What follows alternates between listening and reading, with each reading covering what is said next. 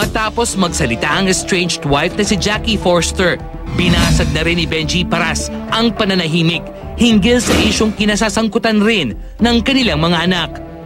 Partikular na sinagot ni Benji ang pahayag ni Jackie na hindi ipinakita sa kanya sina Andre at Kobe nang magtungo siya sa bahay ng mga Paras ilang taon na ang nakakaraan. Sinawin ko lang po. Ang nangyari po kasi niyan 5 years ago, laging sinasabing pinag-antay siya sa gate, hindi siya pinapasok.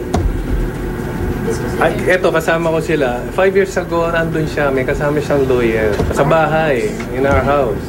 Dahil nandun daw sa rule na mayroon siyang visitation rights. Sabi ko, oo naman. Sige, kinausap ako ng lawyer, nag-usap kami, go ahead, kausapin niyo na sila. Nag-usap sila roon.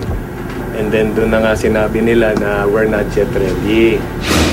Idinatalye rin ng PBA Hall of Famer ang mga naganap ng muling dumalaw ang dating aktres. And then yung pangatlong balik na may kasama siyang DSW, taga DSW din. Ang sa akin, sa social welfare nga, yung trabaho kasi nun is to observe. Okay? So ang nangyari is naunang kausapin si Kobe. And then, dumating si Andre, nakita ni Andre na iyak nang iyak si Kobe. Yung pala, ang nangyari, ang sinasabi nito kasi, he doesn't want to go with her. Tapos, dito na lang siya, sa mom niya, sa bago niyang mom.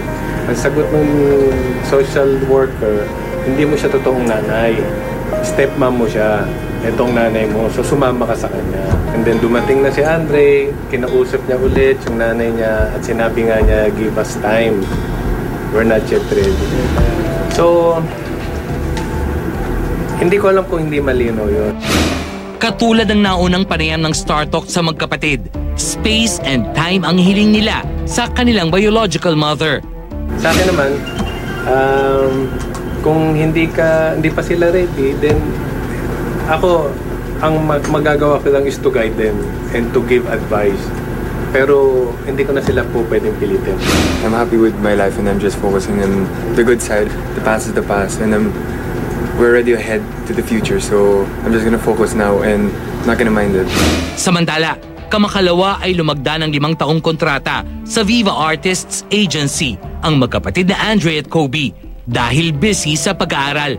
Posibleng sa mga commercials muna sila mapanood. Mahirap naman yung isaba kagad. Siguro magkaroon muna ng konting workshop. Actually, I wanted to start in commercials because I wanted to save up for my future po. And I know this will happen, so I'm just thankful po.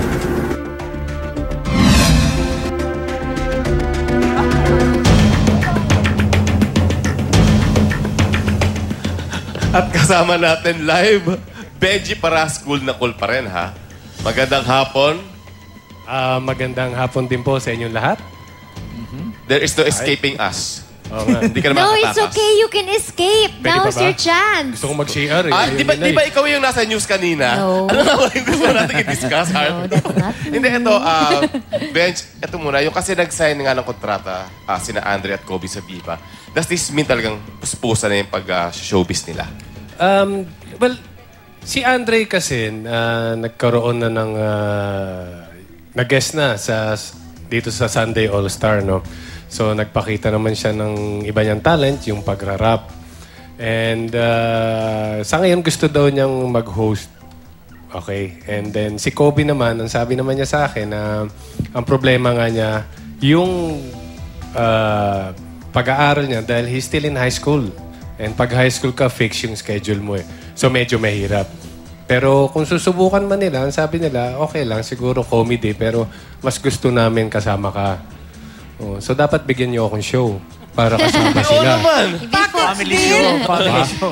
Also, before anything, we'd like to congratulate you dahil Hall of Famer ka na po sa PBA. Now, aside from being artista, ang dalawang bulilits mo, sa tingin niyo po ba, susundan nila Andre at Kobe ang yung yapak? Well, masyado pang maaga para sabihin. Sa ngayon nga, ganun din yung tinatanong sa kanila kung susundan nila yung yapak ko.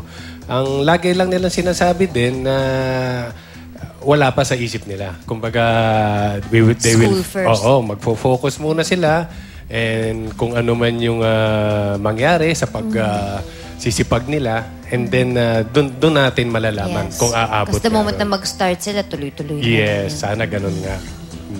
Benji, may mga taong hindi nakakaintindi sa issue, kaya may ilang negatibong lumalabas kina Andre at Kobe. Anong mensahe mo sa kanila? Anong masasabi mo sa kanila? Actually, medyo hirap na ako magsalita eh. So, laging katulad nga ng sinabi ko, tuwing magsasalita ako or magsasalita yung mga bata, lalabas ako yung masama eh. So, siguro mas maganda ng hindi na lang po ako mag-comment at antayin na lang natin yung desisyon ng mga bata kung ano mangyari. Saka talagang mahirap lang po yung nakakaintindi sa akin. Kasi usually nakakaintindi sa akin matatalino. So pag hindi mo ako naintindihan... I understand you. Talagang... Naintindihan mo ba ako? I understand. Nay, naintindihan mo ba ako, Nay? Kasi pag di mo ako naintindihan, alam mo na kung ano kayo. Hindi, joke lang po yun. So yun na lang po. Anong advice mo nga kina Kobe at Well, sabi ko, ngayong andito na tayo, pumirma tayo sa Viva. Asahan nyo, ang sabi ko sa kanila, pag kayo nagsimulang sumikat, ang inaantay ng ibang tao, yung pagbagsak nyo. Ha? Ganun naman talaga, di ba? Yung kagad ang inaantay. Hindi nila kagad tinitingnan kung ano yung mabuti mangyayari. So may mga taong darating ang panahon talagang iaantayin na bumagsak. Sana wag naman. Napaka-negative thinking naman Yeah, nila. pero ni-ready ko na sila. Kailangan maging ready sila. Sa sobrang tangkad nyo, ang hirap yata pag bumagsak. That's true. Mahirap saluhin. Mas masakit nga pag At bumagsak. bago